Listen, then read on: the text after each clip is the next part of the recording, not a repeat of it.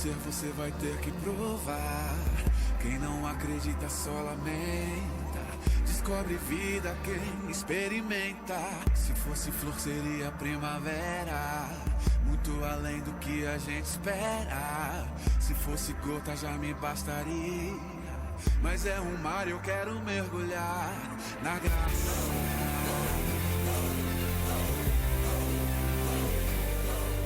Na graça. Bom dia, família. Quem está feliz? Amém. Glória a Deus. Vamos compartilhar uma palavra. E os irmãos notaram, né? O pastor Adroaldo não está aí. Não vem no culto, né? O pastor Adroaldo esteve ali com as irmãs, né? Na conferência Kids. As irmãs estiveram lá. E já chegaram, né? Minha amada já chegou, tá por aí. Daqui a pouco ela aparece. Saudade dela, né? Das crianças, ela tá com saudade. Então ele esteve ali. E aí ele tem alguns compromissos em São Paulo, hoje, amanhã. E na terça-feira nós temos também uma capacitação com o pastor Aloysio. Então ele já ficou lá, ficou por lá. Hoje e amanhã ele ministra em algumas igrejas lá, de alguns amigos. E na terça-feira nós vamos estar junto com o pastor Aloysio lá em São Paulo. Então o pastor não faltou culto, fique tranquilo, amém? Mas nós estamos aqui para compartilhar do Senhor. Quantos querem receber do Senhor nessa manhã? Amém, irmãos? Eu estou muito alegre, muito feliz com aquilo que o Senhor tem feito nesses dias, né? Eu acho que você tem percebido, de fato nós estamos vivendo, a palavra que foi liberada na última semana sobre esse novo de Deus. E o novo de Deus, eu creio que não é algo novo para Deus, mas algo novo para nós, amém? Porque Ele já conhece todas as coisas. Então a inovação é quando a revelação de Deus vem sobre algo que nós não víamos antes. O que é revelação? Revelação é nós ver como Deus vê. Isso é revelação. E eu creio nesses dias que o Senhor está nos levando a um novo nível de revelação da igreja. Revelação da igreja. Porque hoje nós vemos um tempo, irmãos, de muitos movimentos, né? Hoje as mídias sociais, elas, né, são, num certo sentido, avassaladoras, né? Você percebe que se você, qualquer dúvida que você tiver, você lança no Google ou pergunta para alguém lá nas mídias sociais, ele vai te responder sobre qualquer coisa da palavra, né? Você escolhe o seu pastor na internet, você escolhe quem você quer ouvir, você escolhe o que você quer ouvir, da maneira que você quer ouvir. E isso tem o seu lado positivo, tem muito positivo. Por quê? Porque o evangelho está sendo pregado, amém?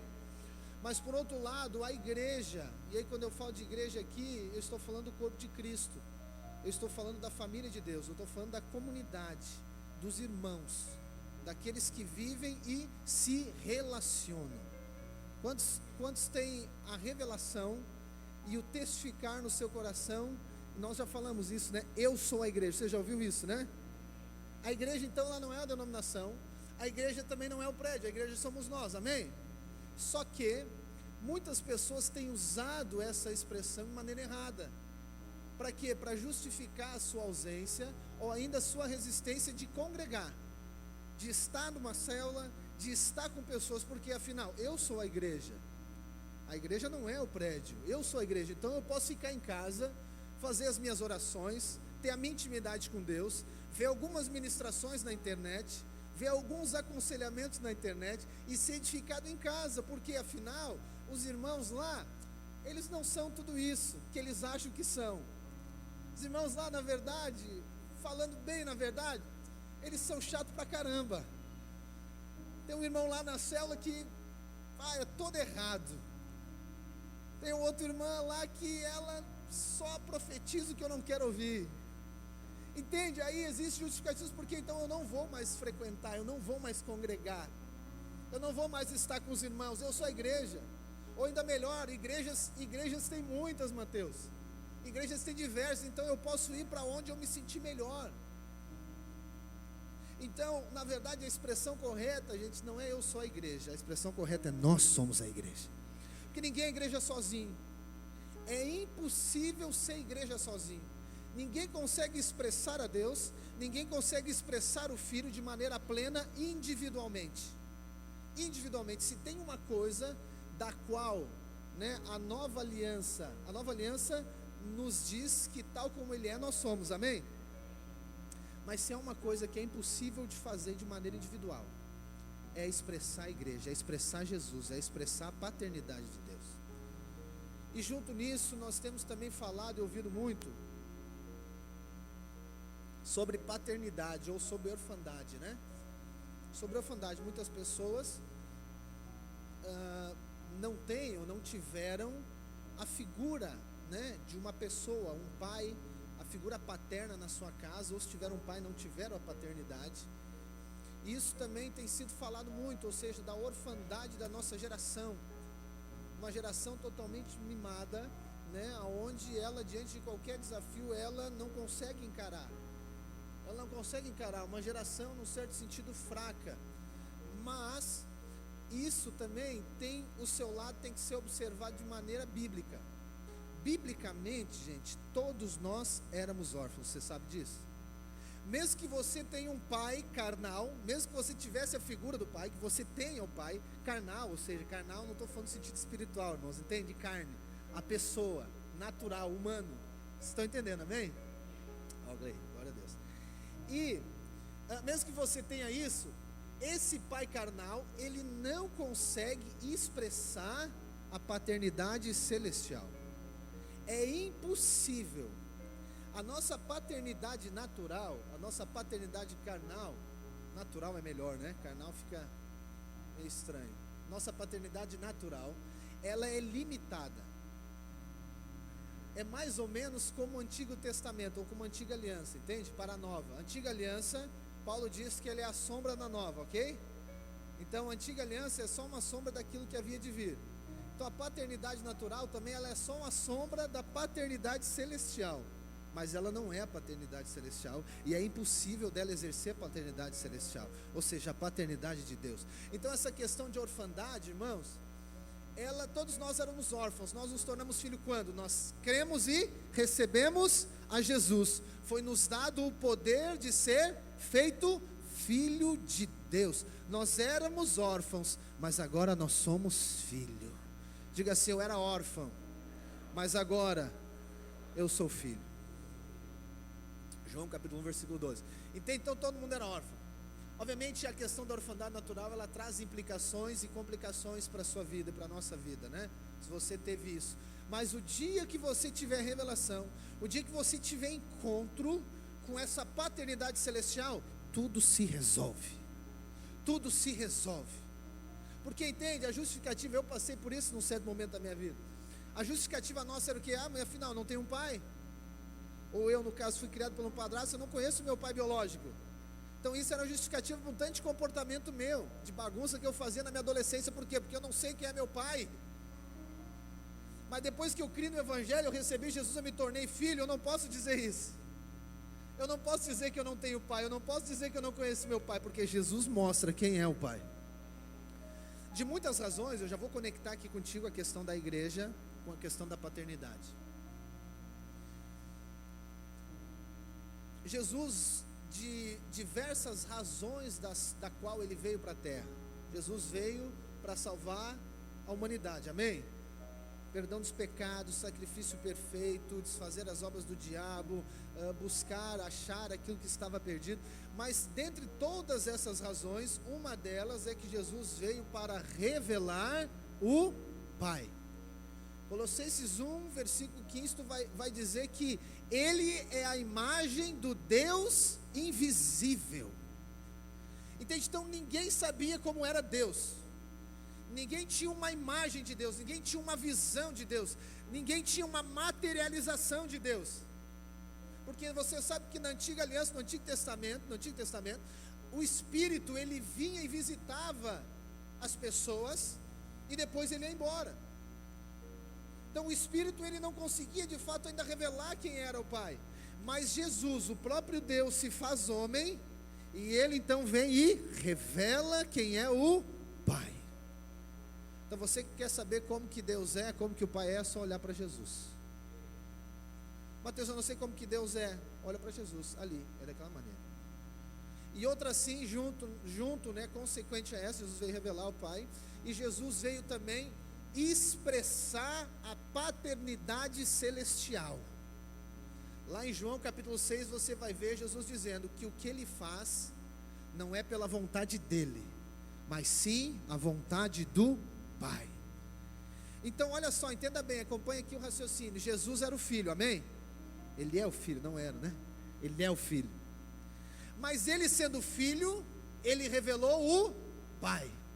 Ele expressou o Pai. Ele expressou essa paternidade celestial na terra. E sabe o que acontece agora? É aqui que entra a igreja, a família de Deus.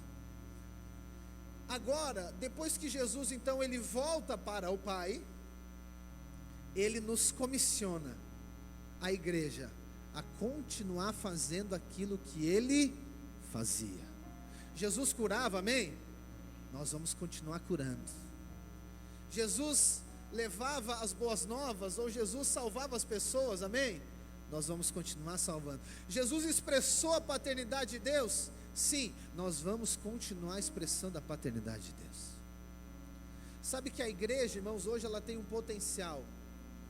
Hoje a igreja ela tem uma missão, que é levar essa paternidade celestial, que é expressar a paternidade celestial. Só que isso não pode ser feito de maneira individual. Isso é impossível de fazer de maneira individual. É impossível uma pessoa, por isso que eu falei que o pai natural ele não consegue fazer isso. É impossível uma pessoa, mesmo ela sendo igreja, ela sozinho expressar a paternidade celestial. Uma pessoa de maneira individual, ela não consegue exercer, ela não consegue expressar de maneira plena a paternidade de Deus. Quando que acontece, ou como que se expressa a paternidade de Deus? Através da igreja, quando nós somos igreja. Então Jesus, ele nos mostra um modelo, uma maneira de relacionamento, de relacionar, a maneira da igreja relacionar entre ela, e da igreja relacionar com outras pessoas, com as pessoas de fora. Quem são as pessoas de fora? As pessoas de fora são aqueles que ainda não creem, aqueles que ainda não são igreja. Mas Jesus nos mostra então, Jesus nos mostra a maneira de relacionar. E eu quero que você abra a sua Bíblia lá em Lucas capítulo 15.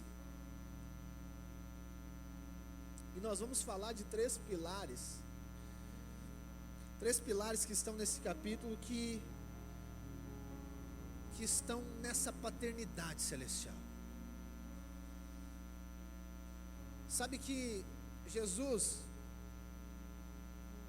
ele veio com esse propósito de expressar quem era o Pai. E sabe, irmãos, que eu acho que a beleza da igreja é essa. É muito lindo, maravilhoso nós, né? Vivermos milagres, eventos de fé, isso é tudo muito lindo, maravilhoso. Mas sabe o que é o mais lindo da igreja? O mais lindo da igreja é esse vínculo de amor que Colossenses vai falar, que ele é o elo perfeito.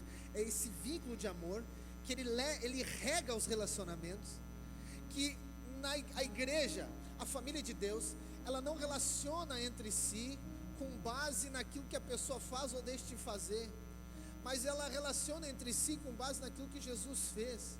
É um relacionamento sem esperar algo em troca. É a expressão do amor de Deus que é incondicional. Então, eu amo você, você me ama, sem esperar nada em troca. E aqui em Lucas 15, você vai ver que o pano de fundo do qual Jesus está falando, aqui a palavra vai dizer no capítulo 1, nós não vamos ler tudo, vou ser bem pontual nos versículos, mas você vai ver que Jesus, ele está falando para os pecadores. Eu gosto na versão, a mensagem diz assim: aqueles de reputação duvidosa. E aqueles de reputação duvidosa estavam ali para ouvir Jesus. Ponto. Aí segue o texto dizendo: mas os fariseus e religiosos questionavam Jesus. Eles questionavam Jesus: como que tu te relaciona com essas pessoas?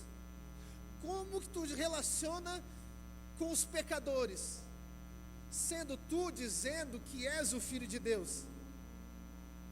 Aí Jesus lhes propõe uma parábola. Aí ele começa. Jesus, irmãos, e aqui agora ele começa, né?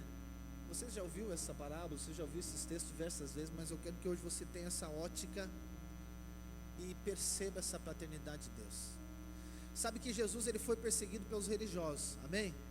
Por quê? Porque ele trouxe algo novo, né? Ele trouxe uma maneira diferente de relacionar para com Deus e entre as pessoas.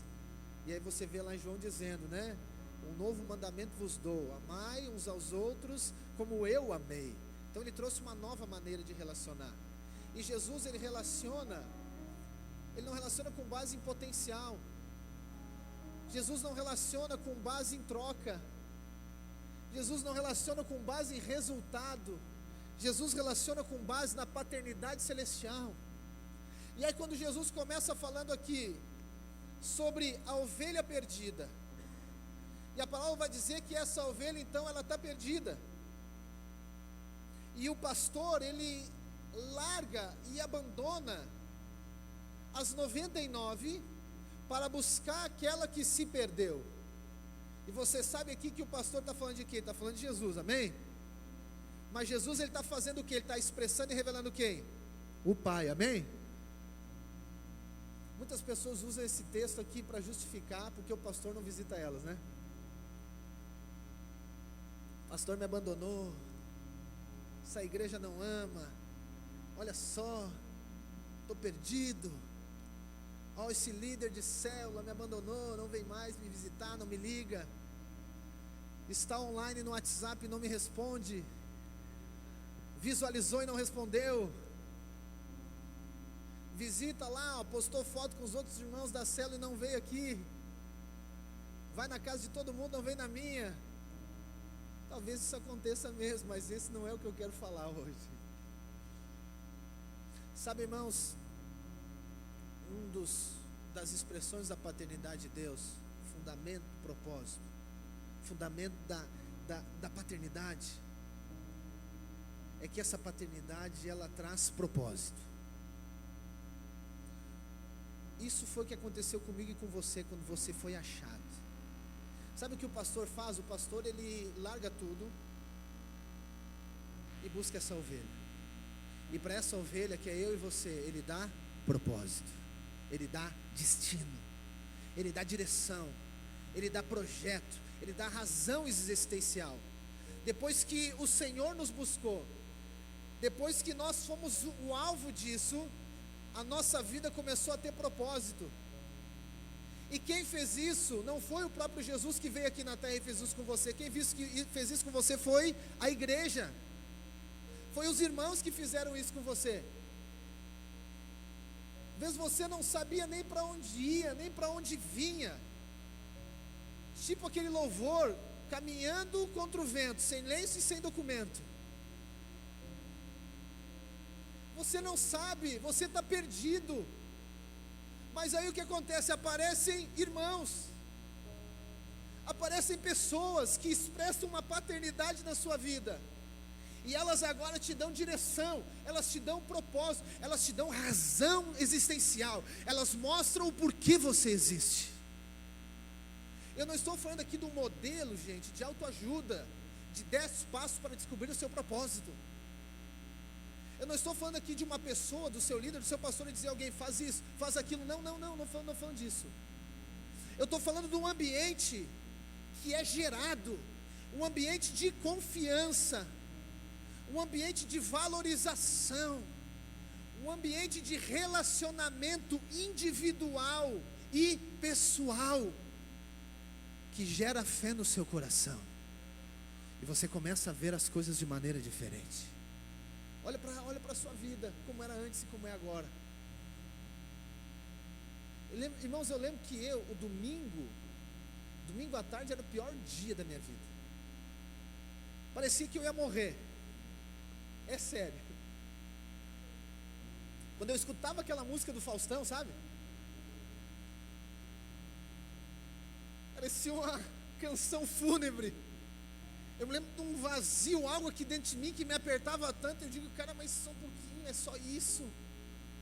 Porque o domingo, né, ele fechava, né, o final de semana, e aí a minha mente já trabalhava na segunda-feira. E na segunda-feira era tudo igual. Tudo igual.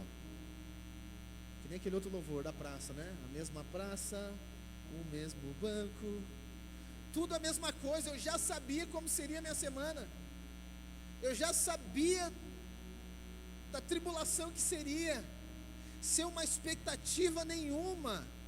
E dentro de mim algo ecoava dizendo, mas será que a minha vida é só isso? Será que é só para isso que eu existo, trabalhar? Final de semana, né? Dar uma passeada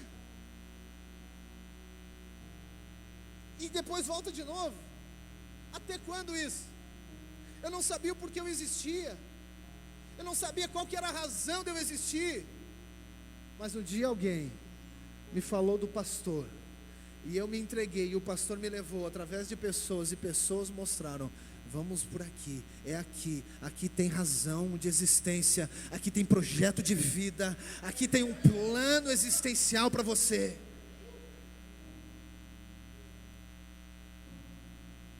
É interessante que aqui na parábola, em nenhum momento é citado por que a ovelha se perdeu. Em nenhum momento é falado porque ela se perdeu. O fato só diz que ela está perdida. E o porquê que não fala? Não fala porque não importa, porque não gera fé. Então o ambiente da igreja, você entende que eu estou falando da igreja que expressa a paternidade, amém? O ambiente da igreja, da qual nós fomos inseridos e da qual agora nós oferecemos, é um ambiente de fé, é um ambiente que gera fé, é um ambiente que dá propósito para as pessoas, é um ambiente gostoso, feliz, alegre, aonde você gosta de estar. Por que os religiosos aqui perseguem Jesus? Porque a igreja deles, da maneira que eles faziam, irmãos, era muito ruim. Ninguém gostava de estar naquele ambiente. Um ambiente que diz que você só tem que fazer. O ambiente diz que é impossível ter algo na sua vida. É um ambiente da lei, esse é um ambiente da religião. Um ambiente do que pode e que não pode fazer. Do que pode e que não pode fazer. Não, esse ambiente não gera fé em ninguém. E a pessoa ela pode viver, ou ela poderia viver anos, décadas na igreja, mas ela não tem propósito. Ela não sabe por que ela existe. E eu quero dizer para você aqui, propósito não é inspiração. Propósito não é inspiração. Inspiração, você vai ser inspirado por um tanto de gente. Aí vem então a internet, você é inspirado por um tanto de gente. Você pode ser inspirado por um tanto de gente. Mas eu quero dizer para ti, propósito, somente quando você se relaciona como família de Deus, que você tem propósito. Porque o propósito ele depende de um relacionamento pessoal e próximo, do olho no olho, do abraço. A inspiração ela pode ser do outro lado do mundo, mas só que o propósito quem dá para você é somente a família de Deus, é somente o olho no olho, é o abraço, é o choro, é somente a oração junto, é o jejum junto. É quando você está passando por uma necessidade e os irmãos abraçam você. Aí que você entende o propósito daquilo que você está vivendo. Não quando você vê um vídeo em casa sozinho. E é muito bom ver vídeo, irmãos. Não entenda errado. Eu só quero dizer que não substitui a família de Deus. Não substitui o propósito, porque a parábola diz que o pastor pegou o que? Ele pegou a sua ovelha e botou onde? No ombro. Ele não botou numa mala, numa sacola, ele não botou no ônibus, numa caixa e mandou ir. Não, ele pegou no ombro. Isso fala de proximidade, relacionamento. Essa que é a família de Deus. Essa que é a beleza da igreja. Irmão, se você espera que a igreja ela seja somente mais um clube social, eu quero dizer para você, não. Um clube social é um lugar onde você tem somente divertimento. O dia que você quer ir, você vai. Não quer ir, não vai. Não é assim? O clube social é assim, hoje eu vou lá. Não, hoje eu não vou. Não, a igreja não tem como você ir e não ir. É porque você é.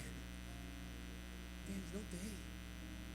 Há muitas pessoas, quando elas estão passando por situações difíceis, o que elas fazem? Elas tentam se perder, né? Elas tentam ser meio ovelha perdida, né? Elas tentam se isolar. Quando elas estão passando dificuldade, elas tentam se isolar. Por quê? Porque, Mateus, eu preciso de resolver os meus problemas primeiro, para depois eu voltar. Olha para mim, é impossível ser igreja, ser família de Deus, sem expor ou sem ser vulnerável. Você não é super-homem, não. Você não é Mulher Maravilha, não. Eu digo para minha esposa, ela não é Mulher Maravilha, mas ela é uma mulher maravilhosa. Ó, tá aí, ó, tá ouvindo, hein? Ô, glória! Ah, mistério! Viu só? Saudade das crianças. Entende? Então, não tente parecer forte. Não tente esconder as suas limitações, as suas deficiências. Não, não, não. Simplesmente se entregue para que o pastor, ele carregue você. E aí o pastor aqui representa hoje a igreja. De novo, irmãos, eu não estou dizendo alguém que vai sentar com você e vai dizer, faça isso primeiro, depois faz aquilo, depois faz aquilo. Não, não, não, não é isso. Não é isso. À medida que você se entrega e vive esse ambiente de fé, até sem as pessoas falar para você, você já começa a entender, já começa a fazer sentido, já começa a perceber, uau, é isso. Você começa a ver se o seu sonho ou o seu projeto de vida estava frustrado, quanto ao seu relacionamento, casamento, quanto a filho, você começa a ver os irmãos, você começa a ver as famílias da vida da igreja, da família de Deus, você começa a dizer, cara, é isso então. É isso então. E aí é um ambiente então de encorajamento, um ambiente que gera fé. E quando você se entrega para esse ambiente, a sua vida tem propósito. E quando nós agora como igreja proporcionamos esse ambiente para a pessoa que vem de fora, gente, porque eu quero dizer para você, as pessoas hoje elas estão carentes de propósito. Elas estão carentes de propósito. Se você perguntar para as pessoas qual que é o propósito da vida delas, elas não sabem. Elas tentam buscar nos livros, elas tentam buscar na autoajuda, elas tentam buscar de diversas maneiras, mas eu quero dizer, ninguém consegue mostrar para elas aquilo que somente o Pai Celestial pode, dar propósito, e nós expressamos essa paternidade celestial. Então eu quero dizer, as pessoas hoje estão sedentas por descobrir ou por viver um propósito. Propósito também não é dizer para a pessoa parar de fazer o que ela está fazendo, não é isso, não, mas é levar ela a perceber o porquê ela está fazendo isso, o propósito dela estar fazendo isso. O exemplo que você tem, nós temos o exemplo de Pedro. Quando Jesus vem e encontra com Pedro, ele acha Pedro e expressa a paternidade de Deus. Jesus não disse, Pedro, para de pescar. Ele disse isso, sim ou não? Não, né? O que ele disse para Pedro? Pedro, tu vai ser pescador, mas de homens agora. Ela expressa o propósito. Então o ambiente da igreja, o ambiente da célula deve ser regado por isso, por esse encorajamento de propósito. Não, você deve parar de fazer isso, você deve parar de fazer aquilo. Não, não, não, isso é secundário. Mas a palavra, o que gera fé é o que você faz. O que você faz agora tem um propósito. O que você faz, você está edificando algo eterno. Porque pescar peixe é muito bom, amém? É muito bom, isso fala de coisas naturais, mas pescar homens é outro nível. É outro nível. Talvez muitas pessoas ficam confusas, Mateus, mas eu não sei o que Deus quer que eu faça da minha vida. Qual que é o sentido da minha vida? O que eu estou fazendo de errado? E aí quando ela vai para a igreja, lá, essa igreja dos fariseus, a igreja que existia, o fariseu pega a lei e diz, ó, peraí, vamos ver o que tu está fazendo, está na lei. Isso aqui tu tem que deixar de fazer, isso aqui também. Jesus, ele não traz a lei, Jesus só disse, deixa eu te carregar e deixa eu te dar propósito de vida agora. E isso não é numa vez, duas vezes, três vezes, isso fala de um caminho, isso fala de um tempo, isso fala de uma existência, isso fala de um caminhar. Então a família de Deus, os relacionamentos da família de Deus, eles geram muitas coisas instantâneas, mas a maioria delas, gente, ela é processual, ela é caminhar. A segunda coisa, na segunda história ali que Jesus conta,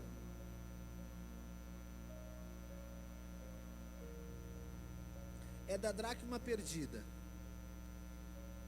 A primeira traz propósito, a segunda, da dracma perdida, ela traz identidade.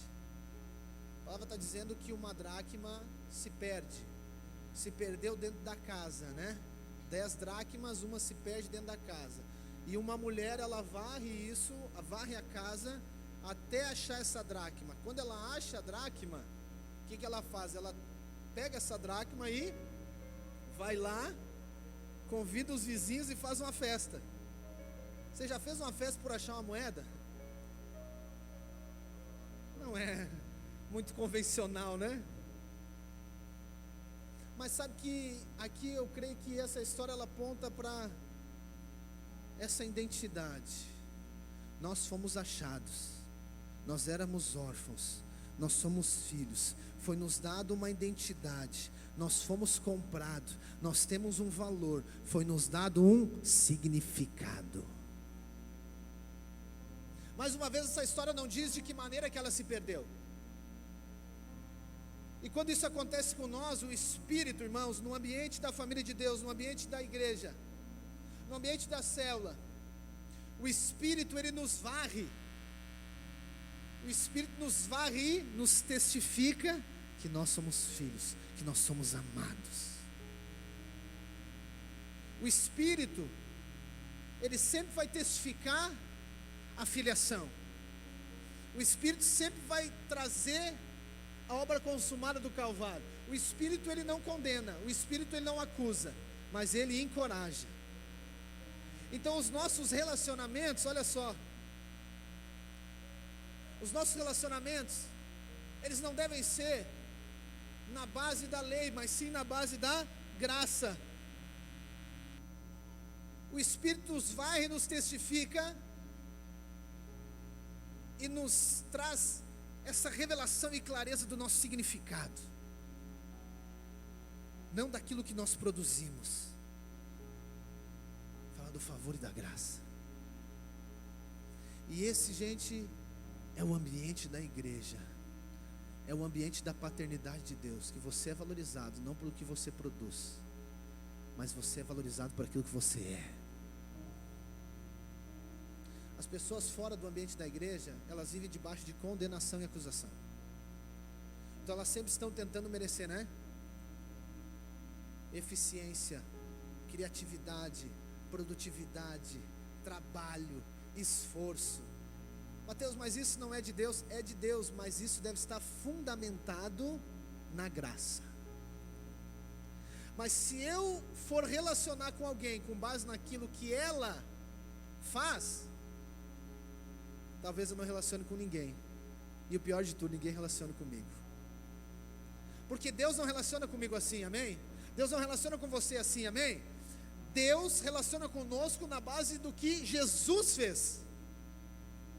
E a maneira, olha só, a maneira que nós cremos que Deus relaciona conosco é que nós relacionamos com as pessoas. Então por isso que muitas pessoas, elas não conseguem viver no ambiente da família de Deus, porque olha só aquele irmão que ele fez, olha só aquela pessoa o que ela fez. Se é para ser crente desse jeito, então eu nem sou. Olha lá, olha só que discurso, eles são hipócritas porque eles amam, eles dizem que amam, mas passam na rua e nem me cumprimentam. Eles dizem que tem unidade, mas olha só aqui a minha vida, eu fui abandonado. É porque a ótica ainda está na base da lei, está na religião antiga, lá dos fariseus e saduceus, da religião, daquele jeito faz, recebe, merece, recebe, não merece, não recebe. Mas o ambiente da graça, o ambiente da família de Deus, os relacionamentos, eles são permeados pela graça e pelo favor de Deus. Jesus, ele expressou a paternidade de Deus, amém? Jesus, ele bota todos aqueles discípulos dele, ele pega uma toalha, cinge-se e pega uma bacia, e ele lava o pé de todos. Lavar o pé fala de servir todos. Sabe quem ele serviu? O Pedro, que negou ele. Jesus sabia que Pedro ia negar ele, sim ou não? Jesus serviu ele mesmo assim. Aonde que você encontra isso se não é na igreja?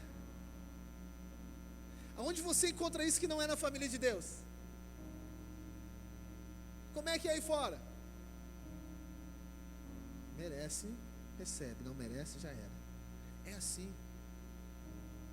Mas na família de Deus você é aceito por aquilo que Ele fez, não por aquilo que você faz. Então, quando a família de Deus ela cria esse ambiente de um testificar dessa identidade, esse ambiente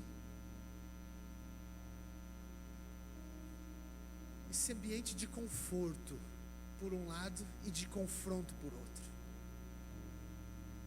Sabe que quando nós estamos nesse ambiente, irmãos, e você permite, isso é uma questão de permissão, você permitir esse ambiente.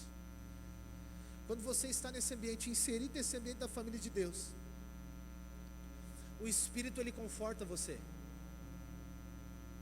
Conforta você. Quantas vezes você estava, debaixo de condenação e acusação, e nem vou falar na reunião de célula, mas você encontra um irmão na rua. E esse irmão, através de algumas palavras, sem você falar nada do que você está passando, através de algumas palavras, já muda totalmente o ambiente do seu coração. Ou quando você liga para alguém, você só fala com alguém, parece que algo sobrenatural, parece que aquilo que ele faz, às vezes nem fala, às vezes só te dá um abraço. Às vezes você não está legal, não está num dia bem, você está querendo voltar para a igreja de Moisés, lá na lei, condenado e acusado. Mas aí você vai, nem quer ir na reunião de célula, mas eu vou, só para depois não ficar me cobrando. E você chega lá, daí vem aquele irmão, aquela irmã que dá aqueles abraços, tipo de urso,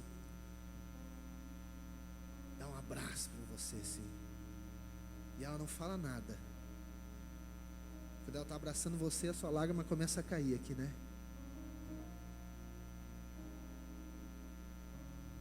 precisa falar nada.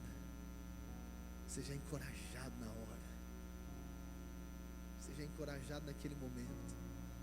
E você percebe como se fosse o próprio Pai abraçando você, não é? Você percebe como se fosse o próprio Deus. Ou quando você fez algo de errado, você teve uma atitude errada, e você fica esperando, Você fica esperando a chinelada do pai, Meu Deus, agora o pessoal lá da célula vai me pegar, agora o meu líder vai me pegar, o pastor então, meu Deus. Você foge, um pouco assim, tenta fugir, escapar. Mas ao invés de ele dar a chinelada, ele abraça você. Você, não, mas está errado aqui, só um pouquinho. Como é que eles estão me tratando assim, desse jeito? Eu fiz tanta coisa errada. Olha o que eu fiz, eles tinham que me exortar. Eles tinham que me surrar. E aqui eles estão me amando, me abraçando, me servindo, lavando os meus pés. Como assim? Essa é a paternidade de Deus. Isso é que é a igreja, a maneira de nós relacionar uns com os outros. Isso você é confortado. E por outro lado nós somos confrontados também pelo Espírito. Mas confrontados a quê? Confrontados a crer antes de fazer qualquer coisa. Antes de fazer qualquer coisa. Então o ambiente que a igreja ela gera, esse ambiente de paternidade, é um ambiente que leva a pessoa a crer. Confronta ela a crer, confronta ela a crer. Ela quer desistir do casamento, mas aí vem os irmãos e dizem, não, vamos crer. Ela quer abandonar tudo, ela quer abandonar o trabalho, ela quer abandonar todo mundo. Ela quer abrir o mar vermelho de novo. Ela quer sumir, ela quer fugir. Mas os irmãos, não, vamos crer, vamos orar. E você é confrontado a crer. Mais fácil é separar, mais fácil é abandonar, mais fácil é largar tudo. Mas aí vem os irmãos e dizem, não desiste, vamos orar. Vamos crer, Deus vai fazer. Você pensa, esse negócio de igreja não é por mim, mas aí vem os irmãos, vamos caminhar, vamos andar junto, vamos seguir. Mas eu caí, levanta, vamos continuar. Entende? Aí nós confrontamos em fé. A paternidade de Deus, ela confronta em fé. Então, quando esse ambiente é gerado na família de Deus, ela expressa a paternidade do Senhor. Ela confronta em fé. Ela não permite desistir. É um ambiente de encorajamento. É um ambiente onde essa vida de Deus te leva a encorajar você. E você não consegue ficar acomodado. Porque quando você olha para a vida dos irmãos, você consegue ver o favor e a graça de Deus. Você olha, aconteceu com ele, vai acontecer comigo. Somente permaneça, somente fique, somente ande, somente viva nesse ambiente.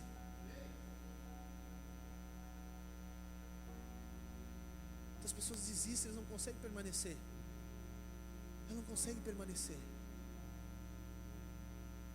Ela não consegue ficar. Ela acha que o problema é com ela. Não, o problema é meu, o problema é comigo, eu que tenho que resolver. Não, eu quero dizer para você, Deus não faz nada da terra sozinho, ou somente com uma pessoa. Certa vez o irmão estava passando uma crise, eu disse: irmão, como é que está? Está tudo bem. Ele: não está bem, eu estou vendo. Não, eu estou passando uma crise, ou seja, eu estou no deserto. Eu disse: então tá, abre aí, vamos chorar junto que seja, vamos orar, vamos fazer alguma coisa. Expulsar o diabo, não sei, vamos fazer algo. Não, esse deserto é para mim passar sozinho. E aí o que tu faz? A pessoa não abriu espaço. Ela não deixou. Não que eu vá resolver, ou não que nós vamos resolver, irmãos, mas eu estou dizendo que nós criamos um ambiente de fé. Não existe o super-homem, o super-poderoso, o super-líder. Não é ele que vai resolver essa situação, mas o ambiente de fé que é gerado pela família de Deus encoraja você. E quando você sai desse ambiente, você não consegue mais crer em nada. Os desigrejados ou os desviados, ele se defende falando mal, obviamente, da família de Deus, da igreja, mas vai viver na base que ele vive, na base da acusação e condenação. Ele acha que tem que ser salvo de novo, ser batizado de novo, ir no encontro de novo, porque ele não tem mais esse testificar do Espírito. O Espírito habita nele? Sim, mas ela não está inserida num ambiente de fé e de encorajamento. Então ela tem dúvida. Então tudo que ela vai fazer, ela tem medo, ela tem receio. Ela não se sente protegida, ela não se sente guardada. O ambiente da família de Deus é esse ambiente onde você está protegida, onde você tem liberdade. Liberdade para fazer o que quiser, não, mas liberdade de fazer aquilo que Deus chamou você para fazer.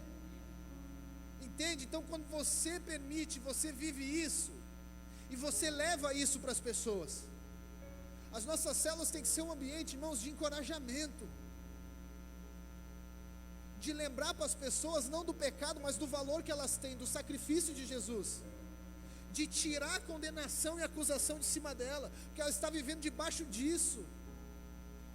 Ela está vivendo debaixo disso. Então eu e você, como representantes do Senhor aqui na terra, o nosso falar, o nosso agir tem que ser um encorajador. Nós temos que lembrar a pessoa e relembrar da identidade dela em Cristo, quem ela é, que ela é amada, que ela já foi perdoada, que ela é justificada pela fé, que não é as obras, não é o que ela faz ou deixa de fazer, não é a condição financeira dela, não é os problemas que ela está vivendo, não é as tribulações das quais estão sobre a vida dela, o tempo que ela está passando, mas ela é aquilo que Deus disse que ela é, e é dessa maneira que nós relacionamos com ela e servimos ela. Só que isso é impossível de uma pessoa fazer. Na igreja ela faz isso. Ela expressa a plenitude da paternidade de Deus. Sei que muitas pessoas, elas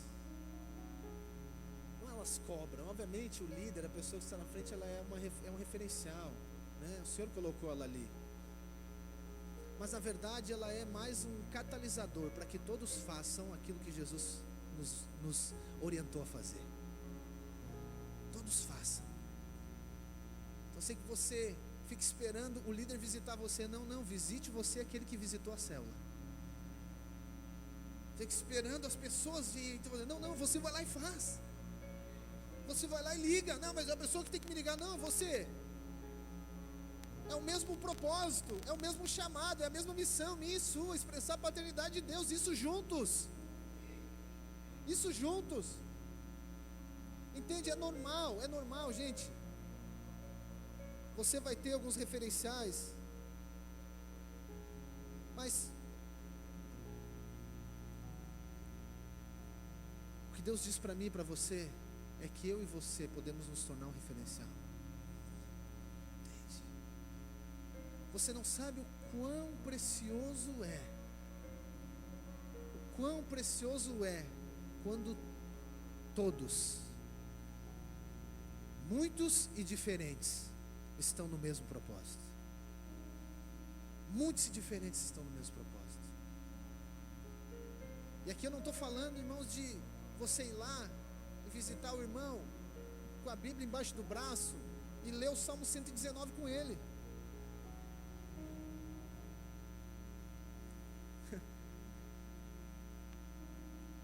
Você passar lá, e aí, irmão, como é que tá? Tudo bem? Você mandar um áudio, um WhatsApp, ligar lá no trabalho dele, aí, tudo certo, tamo junto, nós. Sei lá, assistir um jogo de futebol com ele, fazer um churrasquinho com ele, amém? Um cafezinho, fazer um jejum também. Vamos equilibrar esse negócio. Isso é tão espiritual quanto qualquer outra coisa. Você mostra para a pessoa que o que tem valor, você está com ela não por aquilo que ela faz, mas por aquilo que ela é. Eu sei que nós queremos trazer a pessoa para o nosso ambiente individual, entende? Mateus, eu faço meu devocional todo dia, das 5 da manhã às 7. Então quem quiser relacionar comigo, só se fizer o que eu faço. Jesus não trouxe as pessoas primeiro, ele foi até as pessoas. Por isso que os religiosos perseguiam ele. Por que ele senta com o pecador? Jesus não fez uma mesa e disse: ó, os pecadores, pode sentar aqui. Quem quiser também, é rapidinho, se não quiser já era. Jesus foi até eles. Jesus foi até as pessoas. Entende? Daí Jesus obviamente ele traz para o Pai, mas Jesus levou essa paternidade celestial. Último ponto é a provisão. Quando você lê a história do filho pródigo, você percebe que o que fez ele voltar para casa foi a fome, né? Lembra? O filho está lá, pede herança para o pai: ó, me dá meu dinheiro aí, me dá meu dinheiro aí, que eu quero curtir a vida. Sou muito novo, eu quero ir para a balada, eu quero gastar, fazer e acontecer. E aí o pai está ok, está aqui, filho, vai. Aí o filho vai lá e gasta tudo, faz e acontece, tudo errado. E aí quando ele está lá, né, trabalhando, servindo os porcos, ele tem vontade de comer aquela comida. Quando ele está lá naquele momento, algo dentro dele diz assim: na tua casa, até os empregados comem melhor que aqui. E aí a barriga dele ronca, gente. E ele não está com fome porque ele estava 40 dias de jejum como Jesus no deserto. Não. Ele está com fome porque ele gastou tudo que tinha. Ele não tem mais um centavo. Ele não tem mais o quê? Ele não tem mais provisão.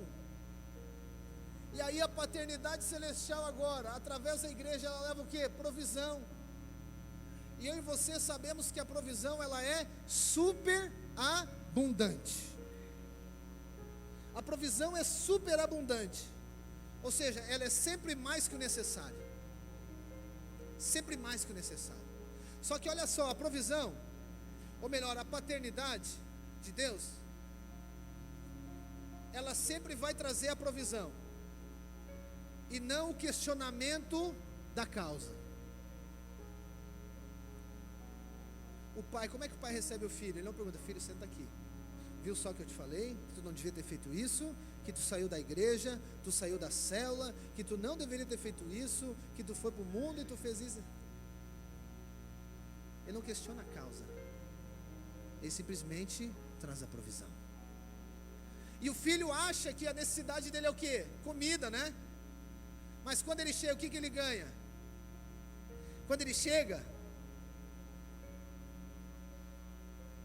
ele ganha comida, mas ele recebe a melhor roupa, um anel, sandálias e ainda o beijo e um abraço de um pai apaixonado. Um conjunto, né? Sabe, irmãos, geralmente nós não sabemos a nossa necessidade. Geralmente nós achamos que a nossa necessidade é simplesmente comida. Mas a paternidade de Deus nos mostra não a nossa necessidade, mas ela nos dá uma provisão.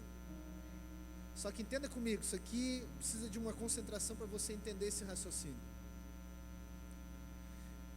A necessidade, ela não é o foco, ok? O foco é a provisão. Só que para existir provisão, precisa ter necessidade, ok? Amém? Então, se tem uma provisão, é porque tinha necessidade, ok? Então, o filho precisava de roupas novas, sim ou não? Ele precisava do anel, ele precisava das sandálias, ele precisava do beijo, do abraço. Mas o filho achava que precisava somente de comida. Mas ele precisava de muito mais. Só que como que Deus, Ele não mostra a nossa necessidade, Ele nos dá a provisão. Só que, irmãos, aqui que talvez está a maior beleza da igreja e da célula. Porque quando eu exerço a paternidade de Deus, eu não dou, ou não dou a provisão daquilo que as pessoas querem, mas daquilo que elas precisam. É diferente necessidade e desejo, sim ou não? Desejo é uma coisa, necessidade é outra. E às vezes nós mesmos não sabemos a nossa necessidade.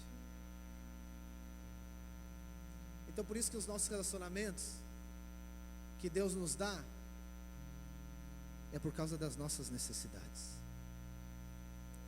Às vezes você deseja alguém que quando você teve uma atitude que não expressasse a Cristo, você queria e desejava que alguém vinha e concordava com você, né? Oh, é verdade, tá bom. É isso aí, eu acho que tu também está certo. Se fosse eu, também não perdoava. Se fosse eu, também não perdoava. Isso às vezes é o que você deseja ouvir. Mas vem alguém que confronta você. Não, irmão, tem que perdoar.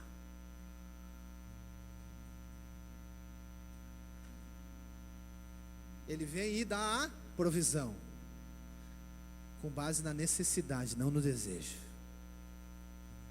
E às vezes você é confrontado por alguns relacionamentos na vida da igreja. Ah, mas eu queria que falasse comigo daquele jeito. Eu queria que falasse comigo assim. Ah, o que eu precisava era só de um abraço. É que nem o filho quando ele cai, né? Quando ele cai, ele começa a chorar. E aí o que ele deseja? Ele deseja que o papai pegue ele no colo, bota o biquinho, né? Bota o biquinho no mel e bota aqui: ai filhinho, vem cá, o papai cuida de ti. É o que ele deseja. Mas quando ele cai, o pai levanta ele, dá umas 3 sacudidas e diz: filho, vamos embora, não para, vai. É o que ele necessita, sim ou não? Entende? Então na vida da igreja é assim. Às vezes você quer somente lá na sala que as pessoas, elas falam o que você deseja, mas elas vêm e falam o que você necessita. Ela encoraja você, exorta você. Se você, irmão, não é assim, está errado, vai por aqui. E você é confrontado e muitas vezes você fica triste, bravo: eu não venho mais. Eu vou trocar de igreja, vou trocar de célula, eu vou trocar de país.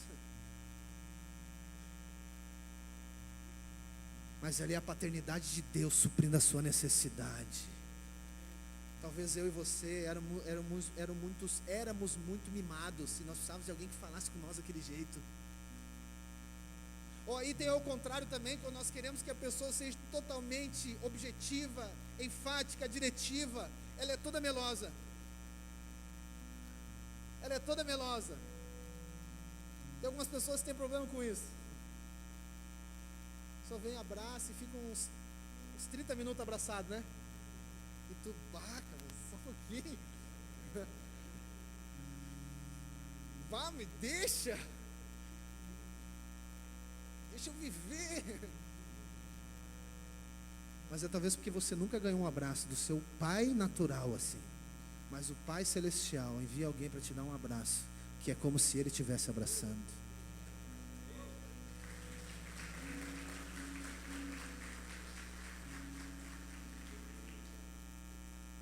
Às vezes a sua necessidade,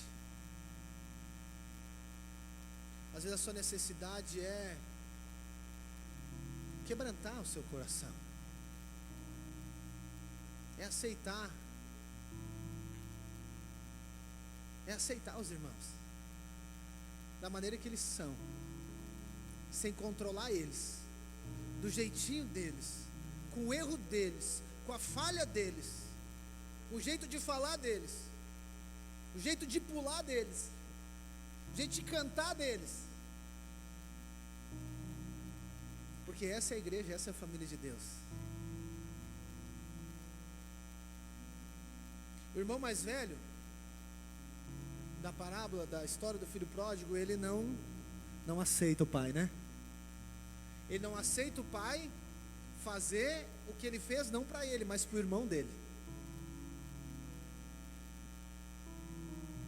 Aí ele diz: pai, eu sempre estive aqui, nunca fiz nada de errado, sempre fiz tudo certo, e o senhor nunca me deu uma ripa de costela para fazer aqui um assado com meus amigos. Agora vem esse teu filho e tu dá uma picanha. Aí o pai disse: meu filho, tu sempre esteve comigo, tudo sempre foi teu, tu que não quis usufruir. Muitas pessoas dizem assim: mas agora que chegou o fulano lá, ele é o centro da atenção na célula agora, tudo ele. Ai, cadê o irmãozinho? Cadê ele, não sei o quê? Cadê tudo ele? Tá. Você está sendo o irmão do filho pródigo, você sempre teve tudo, usufrua disso.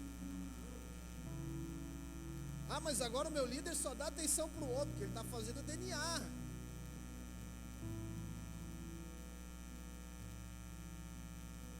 A não ser que você já tenha feito. Você não faça.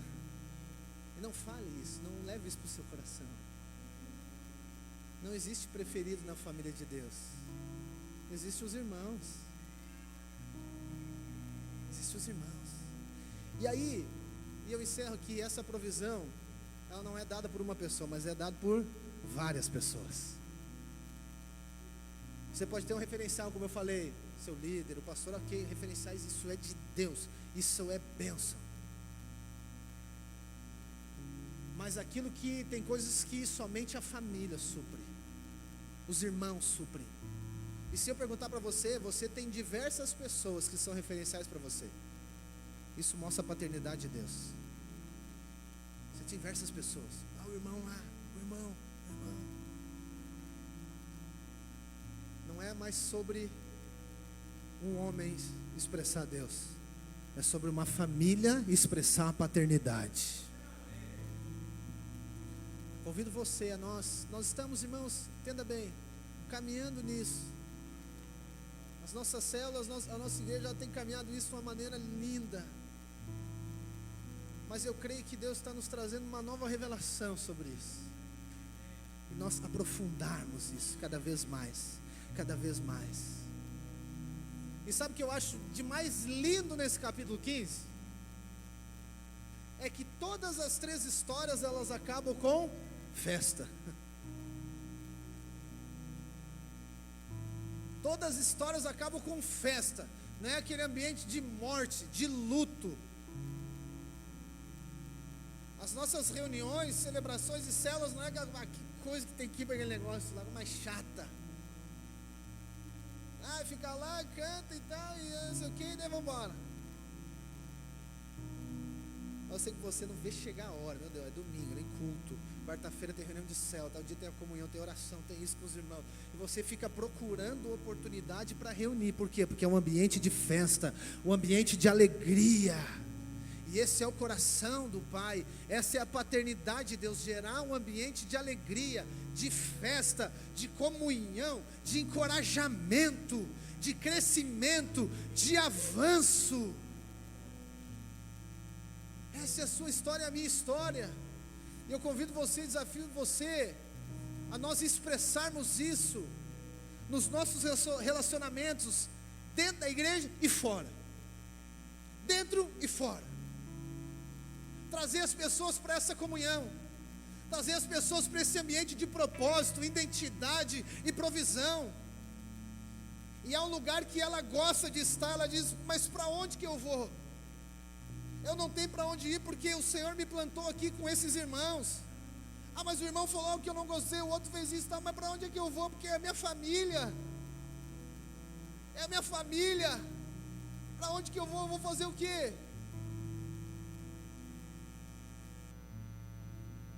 Ô, irmãos, eu posso falar isso com propriedade, porque eu sou um resultado da igreja.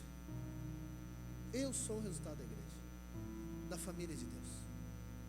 Eu estou onde estou, sou o que sou, é pela graça, como diz Paulo, mas pela família de Deus, pelos irmãos. Porque os irmãos acreditaram em mim e me levaram a eu acreditar em mim. Eu sou fruto desse ambiente. Cada visita, cada ligação, cada carona, cada oferta. Ali está o Porto. Pode derrubar aqui. Porto, eu estava lá na minha cama. Aparece quem lá? O Porto. Porto, vem cá, deixa eu te dar um beijo. Vem cá, vem cá, vem cá. Foi lá na minha casa.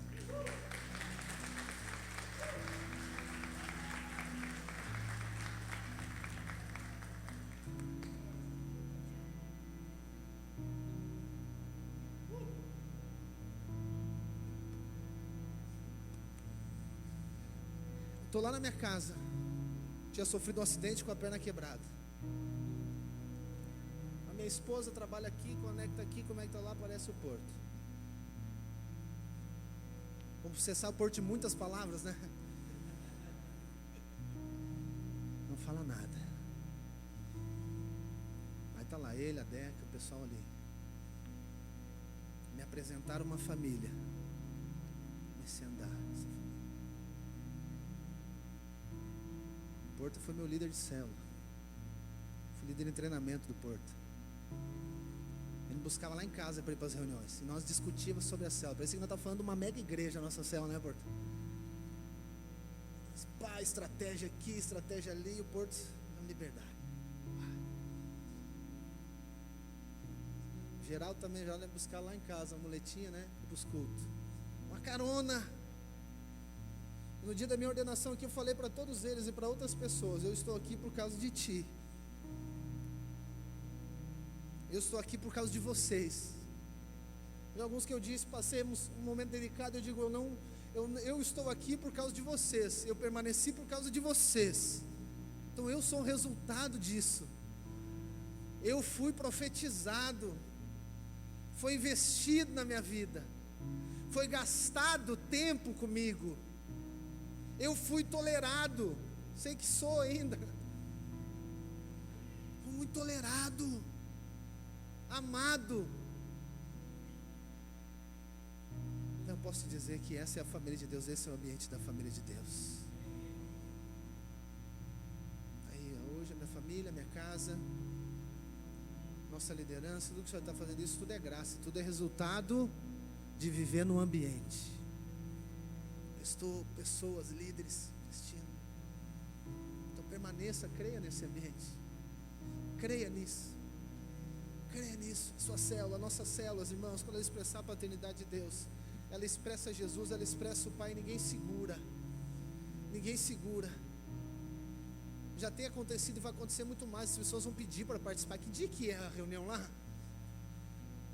Não sei se aconteceu com você ou comigo, as pessoas vê foto e elas perguntam: e aí, como é que é esse negócio aí? Ela vê foto da sua família, ela pergunta: aonde é que você vai, o que você frequenta? Porque ali expressa a glória de Deus, e ali existe um ambiente de paternidade de Deus. Eu sei que nós temos muito, né? Eu quero crescer, eu quero avançar. Sim, você vai, mas Deus te deu irmãos para isso, Deus te deu pessoas para isso. Ninguém chega sozinho a lugar nenhum.